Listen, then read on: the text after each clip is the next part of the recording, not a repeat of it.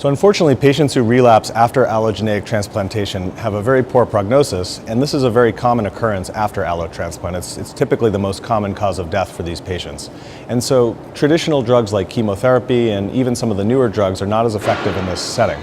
So our idea was to actually use checkpoint blockade to reawaken the graft. So these patients have a graft from a donor, and sometimes it's present, but it's dormant. And so by giving ipilimumab, which blocks CTLA-4, we were able to reawaken this immunity and kill off tumor cells, resulting in complete remissions in several patients with myeloid malignancies and partial remissions in patients with lymphoid malignancies.